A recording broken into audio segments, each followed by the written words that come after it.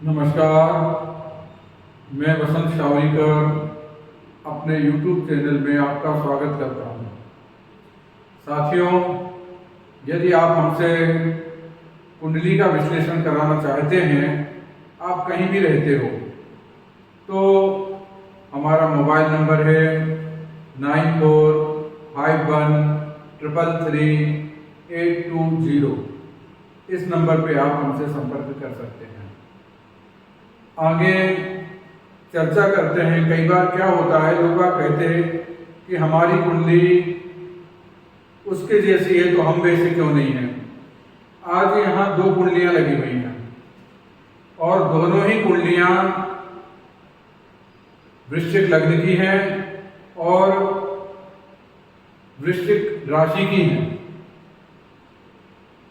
आपको बताएं, इसमें से एक कुंडली भारत के प्रधानमंत्री श्री नरेंद्र मोदी जी की है और दूसरी पत्रिका भारत के रक्षा मंत्री श्री राजनाथ सिंह जी की है।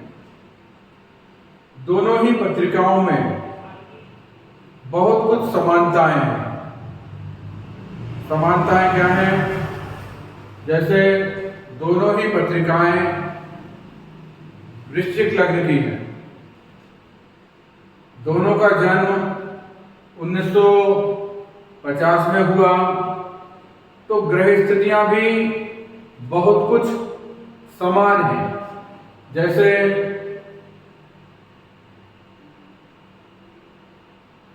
शनि महाराज, दशम भाव में शनि महाराज राजनाथ सिंह की पत्रिका में दशम स्थान में है और वही नरेंद्र मोदी जी की पत्रिका में भी दशम स्थान में है। गुरु की दृष्टि है। कुल मिलाकर अगर इन दोनों पत्रिकाओं में समानता है तो इन दोनों राजनेताओं के जीवन और विचारधाराओं में भी समानता नजर आती है। जैसे हम आपको बताएं, आपको पता है कि श्री नरेंद्र मोदी जी का बचपन संघर्षों, जटिलताओं और संघ के सानिध्य में गुजरा। जब बीजेपी का निर्माण नहीं हुआ था तो जनसंघ थी और उसके ये कार्यकर्ता थे और उसके पदाधिकारी वगैरह भी रहे। ऐसे ही राजनाथ सिंह का बचपन संघ के सानिध्य में गुजरा। इन लोगों को शुक्र महादशा, सूर्य महादशा, चंद्र महादशा और मंगल महादशा, ये जो महादशाएं मिली, लगभग दोनों को समान पीरियड में ही मिली। और आपको बताएं, इन लोगों का जो राजनीतिक संघर्ष रहा वह भी लगभग एक जैसा लगा। संघर्ष एक जैसा रहने के पीछे कारण ग्रह स्थितियां थी। राजनाथ सिंह जी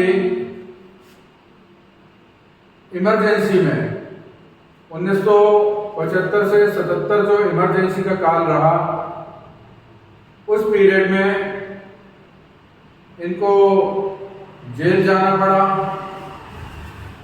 तो वहीं पे मोदी जी को आपातकाल में लगभग अज्ञातवास में रहना पड़ा।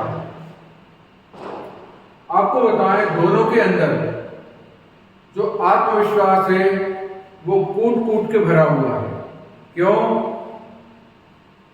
दोनों ही वृश्चिक लग्न के हैं। राजनाथ सिंह का जो मंगल है वो एकादश भाव में है और ऐसा कहा जाता है कि 3, 6 और एकादश भाव में जो क्रूर ग्रह होते हैं वो बहुत ज्यादा बलवान माने जाते हैं।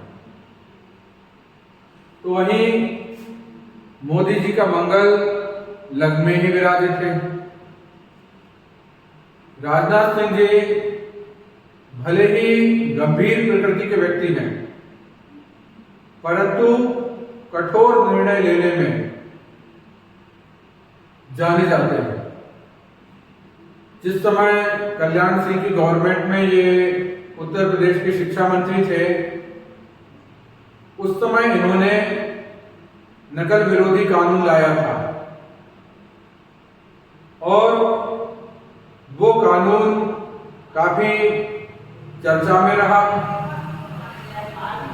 इसके बाद यह मुख्यमंत्री भी बने, बीजेपी के राष्ट्रीय अध्यक्ष बने, गृह मंत्री भी बने, यानी कई सरकारी पोस्टों पर रहे। वैसे ही मोदी जी भी मुख्यमंत्री से प्रधानमंत्री तक रहे। तो दोनों कुंडलियों में जो राजयोग का कारण रहा, हम हमेशा कहते हैं कि वृश्चिक लग्न में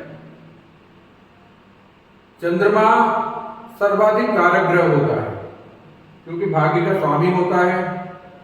और जब भी अगर सही समय के ऊपर चंद्रमा की महादशा आ जाती है तो व्यक्ति बहुत उन्नति करता है। और वो उन्नति कहाँ तक हो सकती है, ये दोनों कुंडलियों के माध्यम से आप जान सकते हैं कि ये भारत के गृह मंत्री और रक्षा मंत्री तक, मतलब लगभग प्रधानमंत्री भले ही मोदी जी रहे, लेकिन गृह मंत्री भी उसी लेवल की पोस्टें हैं ये। तो ये लोग उस लेवल तक पहुंचे। तो किसी की भी कुंडली में अगर वृश्चिक लग्न की कुंडली है और चंद्रमा की महादशा है तो व्यक्ति तरक्की करेगा। हाँ, बाकी ग्रह स्थितियां अनुकूल होनी चाहिए। जैसे दशम भाव में शनि, दशम भाव में शनि जनता से जोड़ता है और ये दोनों ही नेता जमीन से जुड़े हुए नेता हैं। पब्लिक का जो सपोर्ट है और जनता में जो लोकप्रियता है वो इन नेताओं की रही है। यहां पर देवगुरु बृहस्पति भले ही नीच के हों, परंतु पराक्रम भाव में है और इसलिए जो इनकी छवि है कुछ कुछ कट्टर नेताओं जैसी भी रही है। वहीं मोदी जी के कुंडली में जो गुरु महाराज हैं चतुर्थ भाव में विराजित हैं और शनि की राशि में विराजित हैं। और शनि की राशि में जब भी देवगुरु बृहस्पति विराजित होते हैं तो सहायक की भूमिका में रहते हैं।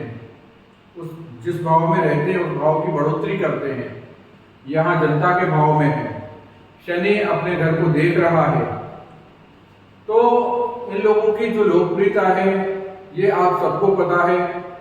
कुल मिलाकर हमारा कहने का अर्थ यह है यहाँ पे कि अगर एक जैसी कुंडलियां हो तो कभी कभी लोग कहते हैं कि भाई हमारी फलाने की जैसी कुंडलियां हैं तो हमारे को ऐसा क्यों नहीं मिल रहा।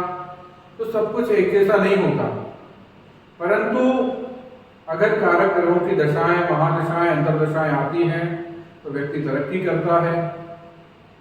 और इस कुंडली में मंगल भी कारक रहता है, देवगुरु बृहस्पति भी कारक है और चंद्रमा भी कारक है। तो आज हम लोगों ने दो कुंडलियों का अध्ययन की दृष्टि से विश्लेषण किया कि अगर कुंडलियां एक जैसी हैं तो उनमें समानता रहेगी, उनके वैचारिक मनभेद नहीं रहेंगे, वैचारिक समानताएं रहेंगी और एक दूसरे को सपोर्ट करने वाले रहेंगे। यह लोग मन से एक दूसरे से निष्ठा से जुड़े हुए हैं, एक दूसरे का सम्मान करने वाले हैं। आज के लिए इतना ही। नमस्कार।